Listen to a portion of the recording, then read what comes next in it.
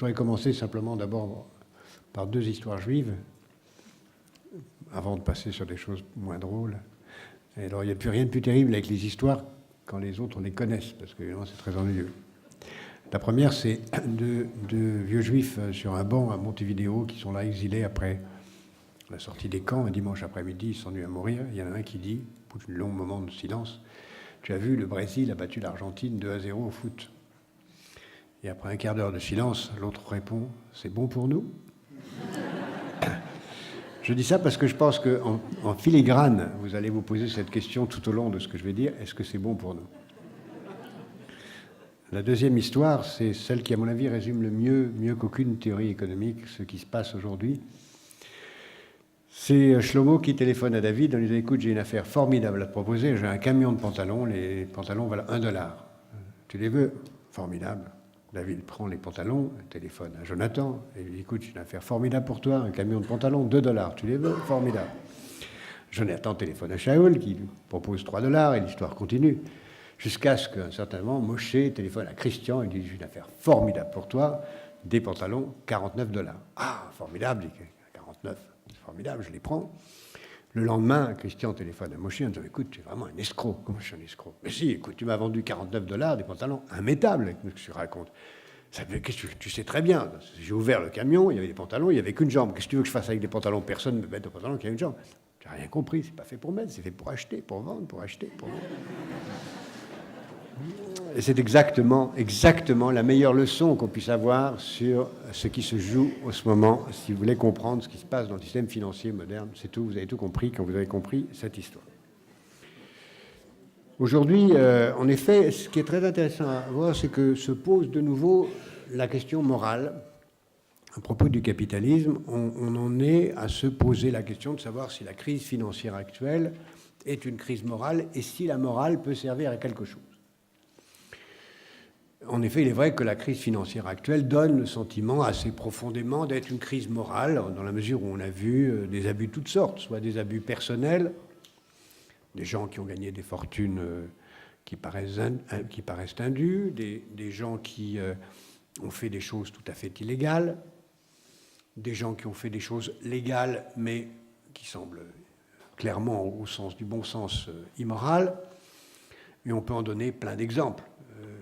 Je ne les rappellerai pas, mais il y en a d'innombrables, au point qu'on est appelé à, maintenant, devant le vide juridique, de dire, puisque la loi n'y peut rien, appelons la morale au secours.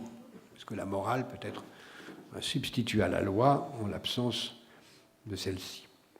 On peut en effet se poser la question de savoir si la morale peut quelque chose contre l'excès des bonus, si la morale peut quelque chose contre les paradis financiers ou les paradis fiscaux, est-ce que la morale peut quelque chose contre les banques qui agissent avec des conflits d'intérêts, contre les délits d'initiés, contre l'accaparement des richesses, contre tout ce dont James a parlé tout à l'heure en les citant, mais en focalisant sur les dimensions de la crise financière, c'est plutôt ce que je viens de dire.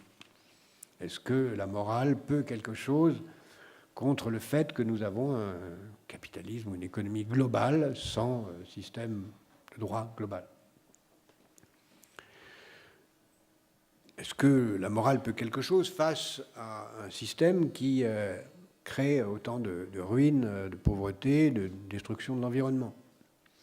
Et est-ce que la morale peut quelque chose contre le fait que nous sommes aussi dans une crise morale? C'est-à-dire qu'on ne sait même plus ce que veut dire morale. Qu'est-ce que c'est que la morale? Est-ce que la morale, c'est les règles telles que le rabbin vient de les définir, qui ont été définies il y a 25 siècles? Quel intérêt pour nous? Est-ce que la morale, c'est la Déclaration des droits de l'homme? Est-ce que c'est la généralisation du droit d'un pays dans un autre? Est-ce que c'est des principes de bon sens?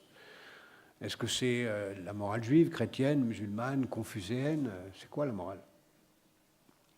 Et donc il y a à la fois une crise financière qui se traduit par la prise de conscience d'une absence de droit, qui nous amène à chercher la morale comme un substitut au droit.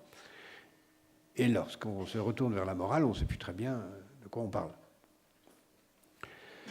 Parce qu'en fait, la morale, c'est tout simplement une certaine conception du bien et du mal.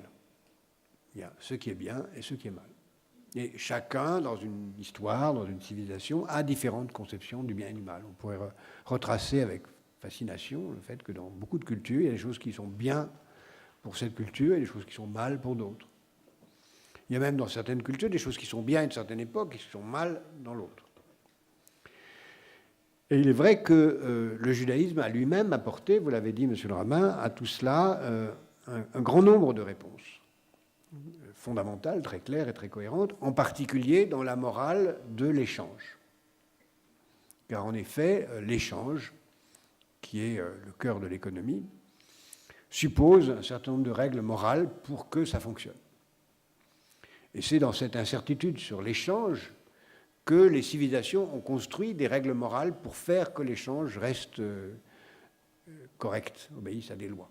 C'est très intéressant de voir d'ailleurs que tout ça vient très loin dans l'histoire et que l'établissement de règles morales dans l'échange renvoie à des réflexions bien antérieures aux civilisations monothéistes, puisqu'on a très vite compris dans les sociétés les premières que l'humanité a construites que l'échange, qui est le fondement de l'économie qui nous réunit ce soir comme sujet de réflexion, est très dangereux. En effet, si je donne quelque chose à quelqu'un et qu'il me donne quelque chose en échange, ça va être un sujet de dispute, on ne va pas être d'accord sur la valeur de l'échange, et donc on peut créer la violence. Donc l'échange est une source de violence. Et donc, si on crée des règles de fonctionnement, des procédures pour l'échange, qui deviennent ensuite des règles morales, c'est pour éviter la violence. Fascinant de voir d'ailleurs que dans toutes les civilisations premières, bien avant le monothéisme, une procédure s'est imposée partout, alors que c'est comme civilisation n'était pas tellement communicante, qui faisait que l'échange ressemblait à ce qu'on emploie aujourd'hui de temps en temps quand on échange des otages. C'est-à-dire qu'on avait défini un endroit, en général qui correspondait à un endroit sacré, renvoyant à la religion, dans lequel celui qui avait quelque chose à échanger venait poser cet objet. Puis s'en allait. L'autre regardait, mettait quelque chose qui lui paraissait équivalent, s'en allait. L'autre premier revenait, si ça lui allait, il prenait ce que l'autre avait mis et repartait. Si ça ne lui convenait pas, il s'en allait et il attendait que l'autre mette. Pourquoi ? Parce qu'il fallait à tout prix créer une sorte de neutralité du lieu de l'échange pour éviter que la rencontre dérape dans la violence.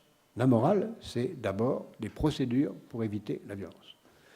Un grand progrès a été accompli assez tard dans l'histoire humaine quand l'échange est devenu un échange monétaire. Dès que quand l'argent est apparu, assez tard, enfin disons, on peut penser que l'équivalent monétaire, qui n'était pas encore la pièce de monnaie, c'est 2000 ans avant notre ère, à Babylone comme en Égypte, puis ensuite la monnaie beaucoup plus tard, ça réduit la violence formidablement parce qu'il y a un équivalent unique qui fait qu'on ne peut plus discuter la valeur, elle est la même pour tout le monde. Une fois qu'on a fait l'échange sur un prix, le prix conduit à un étalon d'échange universel.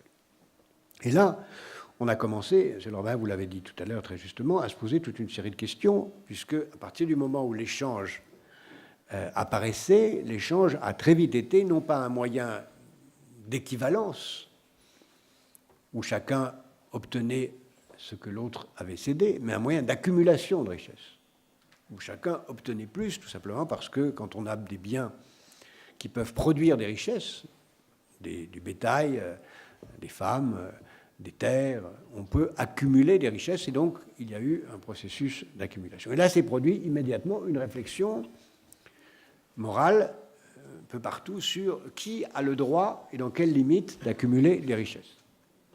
Et là, il y a eu très vite, dans toutes les civilisations, une rupture fondamentale entre deux types de civilisations.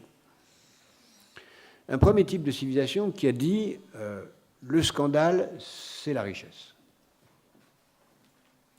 Parmi ces civilisations, il y a à peu près la plupart des civilisations d'Asie, la civilisation grecque, le monde grec, à quelques exceptions près, je pourrais y revenir, c'est assez compliqué, et comme héritière du monde asiatique et du monde gréco-romain, le monde chrétien, qui, quand il est apparu, a dit clairement le scandale, c'est la richesse.